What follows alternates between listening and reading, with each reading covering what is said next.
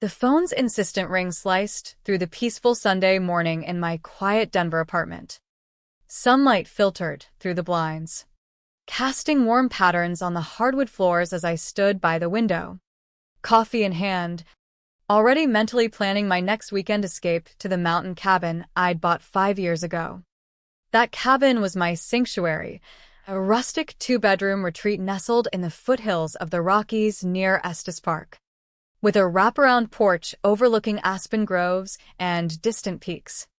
It was the one place where the constant pressure of my job as a senior financial analyst at a downtown firm melted away. Alex's name flashed on the screen. He was not just my realtor but a close friend who'd helped me close on the property. Elena, his voice carried an edge of concern that instantly put me on alert. Did you decide to put the cabin on the market without mentioning it? There's a listing online with photos I took last October. The porch swing, the view from the deck. It's priced way under market. And the contact is your mom's number. My mug slipped from my fingers. Hot coffee splashing across the counter and my bare feet. The burn barely registered as shock froze me in place. What? No. Alex. I would never. Send me the link right now. My voice sounded distant, like it belonged to someone else. As I opened my laptop with trembling hands, the page loaded. Motivated seller. Vacant most of the year. Perfect family getaway. The photos were mine, intimate snapshots of my private haven. Listed under a fake name with my mother's phone as contact. Price $60,000 below value to move fast. My knees buckled. I sank to the floor amid the spilled coffee. Shards of ceramic scattered like evidence of my shattered peace. Just yesterday, I'd been daydreaming about a solo hiking trip there to clear my head from quarterly reports and endless deadlines. Now, strangers could snatch it up any minute. Memories flooded in. 2 weeks ago, at my parents' modest home in Aurora, we'd gathered for Sunday dinner. The table groaned under Mom's pot roast. Marcus, my older brother, stood with a proud grin, raising his glass. Sophia and I are expecting a boy. Congratulations flowed. But then the conversation turned. We need a proper family home now, Marcus said, eyes sliding toward me. Something with space. Good schools. The expectant silence followed. I'd already poured tens of thousands into family emergencies over the years. College help for Marcus that turned into business startup funds. Medical bills for Dad's knee surgery. Repairs after Mom's car accident. I'd said firmly, I can't swing a down payment right now. I've given over $70,000 in the last 2 years alone. The room went quiet. Mom's disappointed sigh cut deep. Dad muttered something about family loyalty. Now, staring at the listing, fury replaced shock. I dialed Mom immediately, pacing the kitchen. She answered cheerfully. Elena, honey, I was going to call you. Why is my cabin listed for sale with your phone number? My voice shook. A brief pause. Oh, we thought we'd help you out. You're so busy with work, and the place sits empty. Marcus needs the support with a baby coming. You have no right, I snapped, pulling up the listing again. The images mocked me, my cozy reading nook, the trailhead view. Don't be dramatic, she said dismissively. Dad took the phone. Elena, you owe the family.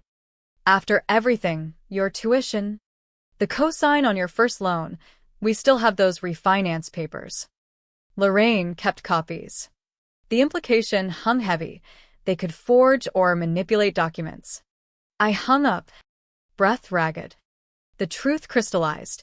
They saw me not as a daughter, but as a resource. Years of helping through rough patches had been one-sided extraction. I needed proof. Logging into the old family email account they never changed the password on, I filtered for mentions of the cabin. 17 results appeared. The earliest, from 6 months ago when Sophia announced trying for a baby.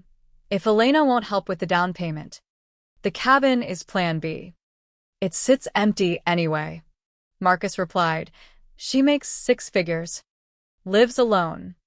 Doesn't need 2 properties. We helped with her college. She owes us. Newer emails detailed forgery plans. Needs signature samples from old docs. RJ says we can make it work without direct involvement. Plans to access my investments. Open cards in my name. Abandoned only when I questioned too much. My hands steadied as cold resolve replaced panic. I printed, highlighted, organized everything into a folder. This wasn't impulsive, it was calculated greed. By afternoon, proof in hand, I drove to Aurora. Standing on the familiar porch where childhood lessons about honesty were taught, I confronted them. The doorbell confrontation unfolded slowly at first, surprise on Mom's face turning to practiced smile. Inside, Dad lounged in the recliner I'd bought them. "What's this about?" he grunted. I dropped the folder. Pages fanned out. "This is about stealing my property." Mom perched beside him. Marcus arrived soon after. Timing too perfect. Voices rose gradually, denials. Then guilt trips. Family helps family. The baby needs it more. But the emails proved months of plotting. Tension built with each accusation. My voice steady despite the storm inside. They claimed it was for the grandbaby, but the calculations showed otherwise. As I left hours later, exhaustion mixed with determination. This betrayal had roots deep, and I wouldn't let it destroy what I'd built. The following days blurred into a tense investigation. Sleep evaded me as I cross-referenced bank statements against the emails. Small, unauthorized charges appeared. $25 at a drugstore Mom frequented. $40 at a home goods shop. Not large enough to notice immediately. But patterns emerged. Relatives began calling. Aunt Naomi with concern about family troubles. Uncle Jim probing gently. The coordinated pressure campaign was clear. Alex stood by me like a lifeline. "We'll fix this legally," he assured over late-night calls. I consulted a lawyer discreetly. Forgery was criminal, but old cosign papers complicated things if mishandled. The threat felt visceral. Internal conflict raged. Childhood flashbacks surfaced. Family vacations where Moms sacrificed for us. Dad, working overtime. Had I been ungrateful? Guilt gnawed. But the emails countered it. No reciprocity. Only demands. One message from Mom to Dad. She questioned the emergency money again. Move fast before she connects dots. By midweek, bank alerts triggered. Someone tried transferring from my savings using Mom's IP address. The manager called. Voice surprised. "We've seen patterns like this before in family situations." I froze my credit. Changed every password. Added fraud alerts. Anxiety peaked at night. Heart racing at unknown caller IDs. Nausea at thoughts of court against parents. The buildup exploded at the intervention they orchestrated at my apartment Thursday evening. They arrived unannounced. Mom. Dad. Marcus. Sophia with hand on her belly. "We need to talk as a family," Mom said. Smile too wide. They arranged themselves on my couch like a rehearsed panel. "We understand selling was your choice," Marcus began. Tone forced. "But share half the proceeds for the baby." Dad leaned in. "After all we've done, tuition, loans. People will judge if you abandon your brother." Sophia added softly. "We put a deposit on a condo. Told the realtor you'd help." Pressure mounted with guilt. Obligation. Social judgment. My chest tightened. Familiar muscle memory urging compliance. But resolve hardened. I retrieved my leather portfolio of records, spreadsheets totaling $147,000 given over years. Monthly mortgage help. Wedding costs never repaid. Temporary loans funding cruises and luxuries. "I've supported this family for a decade," I said steadily. Tapping the total. That's not helping, that's abuse. Dad shifted uncomfortably. Mom's tears appeared on cue. After everything. The performance fell flat now. I presented the security envelope too. The new owners installed cameras. Police report filed for attempted break-in. Dad paled. Marcus clenched fists. We were securing family property, but it was never theirs. The argument peaked in shouts. Accusations flying. Selfish. Heartless. I opened the door. I'll always be family. But never your ATM again. They left in stages. Threats lingering. Silence afterward felt like first real breath in weeks. Yet the storm continued. Voicemails from distant relatives piled up. Work HR called about family emergency Mom fabricated. Nights brought 2 a.m. Dread imagining lawsuits. Testimony against parents. But small wins accumulated. New secure accounts. Documented attempts. Alex's support grounded me. You're protecting yourself. That's not betrayal, it's survival. Decision time arrived. The cabin couldn't stay vulnerable. Alex mentioned a serious buyer, a pediatrician from Boulder seeking a weekend retreat. Cash offer. Quick close. She loved it last year. Can wrap in days. For the first time, hope flickered through dread. Selling on my terms reclaimed power. I reviewed blueprints of the cabin one last time, memories of quiet mornings with coffee on the porch. Hikes resetting my soul. But it had become a target. Better to liquidate. Secure my future. Paperwork moved fast. Bank manager Sarah guided new accounts with advanced alerts. Family financial abuse is more common than people admit, she said kindly.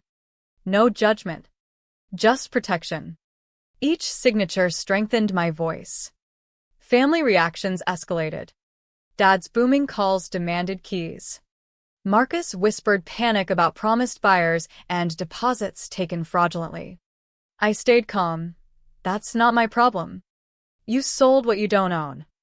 The closing Wednesday felt surreal under fluorescent lights. Pen firm on final page.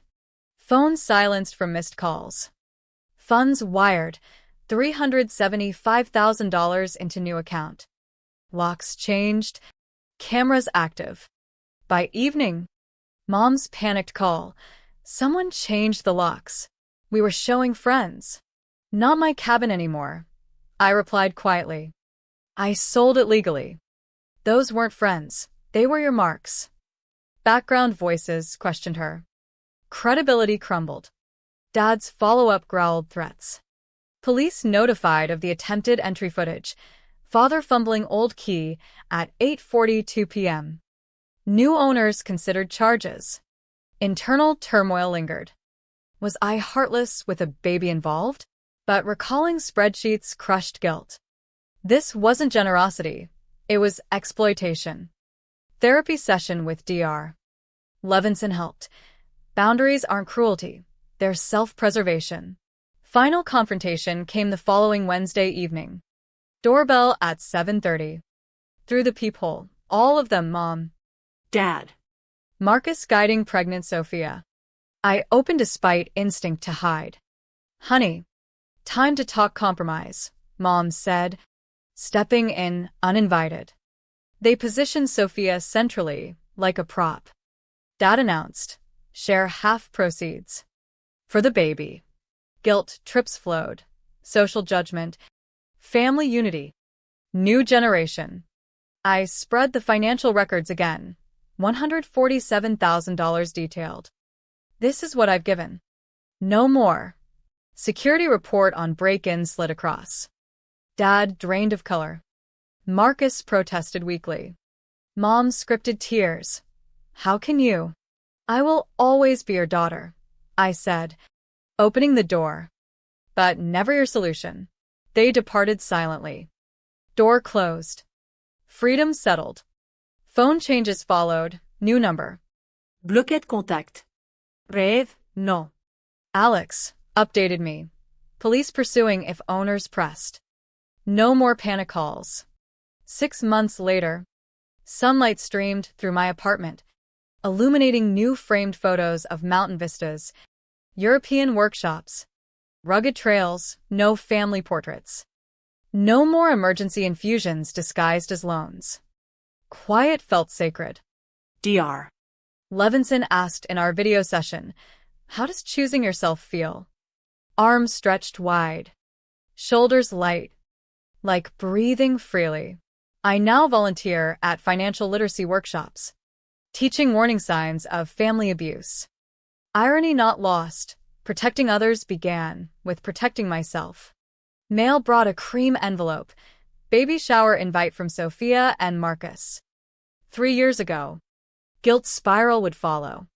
Today, I sent a thoughtful registry gift, no check. Sincere congratulations. Friends gathered, Alex. Sarah with takeout and champagne. Toasts to new futures. Blueprints spread.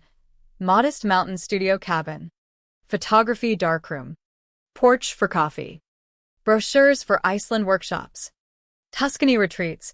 Postponed dreams now pursued. Aunt Naomi texted. Parents in counseling. Baby steps. Journal pages now held dreams, not debts. As I planned the new cabin, questions lingered. Does forgiveness mean reopening doors? Or wishing well from afar? When do boundaries trump blood ties? Reconciliation with safeguards? Or clean breaks peace? I closed the journal without rushing answers. For the first time is mine to define family on my terms. The betrayal freed me to build something unbreakable, my own life.